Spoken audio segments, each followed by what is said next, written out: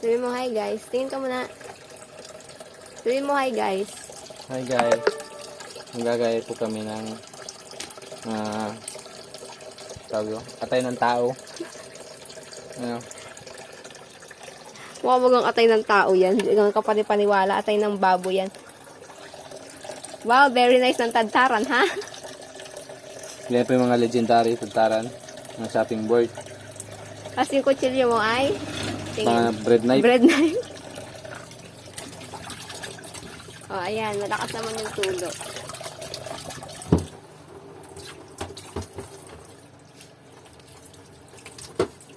So, ngayon guys, sabihin mo mag-house tour muna habang nagaluto. Dali. Ha? Sabihin mo house tour. Ano? Sabihin mo mag-house tour muna bago magluto. Habang nagaluto pala. Bago kong magluto ay house tour muna po kayo dito sa munting bahay. Munting bahay. Ayan po yung lagay ng mga accessories nila. Ito talaga na accessories namin. Uy, grabe ka naman. Sabihin ang kalat naman ng bahay nun. Pasensya na guys, ito po muna nakakayanan pa ng aming budget dahil alam nyo na nung namatay si Papa, hindi natapos yung bahay namin. Kaya ayan, may aircon. At least may aircon kami, kayo wala. Ito yung aming fridge. Tsaka hindi pa ito yung fridge namin, lagay lang ng baso. Bigay nung kapitbahay namin. Dahil umalis na sila, kaya ayan. Tapos dito, patitihan namin yung mga, tag dito, bagong hugas na bagong hugas sa pinggan. Ayan, meron na tayong atay. Tapos, malakas. Buti na malakas yung tulong ngayon Nagaluto sa kalan. Ito, pangit yung itsura ko dyan. Hindi tuwa ka naman tao. Mukhang So, ayan, tingnan nyo. Yan, ganyan yung bahay namin. Kita yung kabilang ibayo ng mundo. Tapos, meron kaming lawain na lampara. Tapos, andito yung basurahan.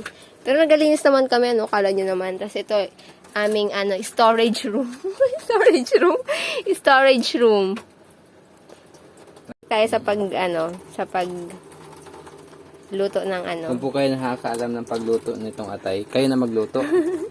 O ay, anong ginawa ha, o. Mekos na yan. Minekos na ni Insan. Tapos, ito yung namin, salas. Salas mo yung pumasok, di ba? Yung salas namin pumasok na yung manok. Ganyan yung pintuan namin. Yan, kawayan. Tapos, ito yung fridge namin talaga. Ang aming fridge. Diyan namin nalagay yung aming mga halimbawa, may tunsoy ka dyan, o tuyo, ayan yung fridge. Tapos, ito yung layer ng kapatid ko, hiniram din lang namin yan. Tapos, ito, storage room again. Yan, meron kami storage room. Ito, yung pangmuryon. Gamit pa namin yan. O, meron kaming dahil Year of the Dragon ngayon, meron kaming display. Ayan, kung makikita niyo yung bahay namin, ganyan siya, kaganda. Ayan, o, diba? Tapos ito yung mesa namin, andyan na lahat. O, yan. Ito, para sa mga pamangkin ko yan, namili kami kanina. Pero may computer kami, akala nyo naman. May computer kami, bigay lang sa akin yan. So, shout out kay Engineer Maak. Yes, galing sa kanya yan. Tapos, itong keyboard.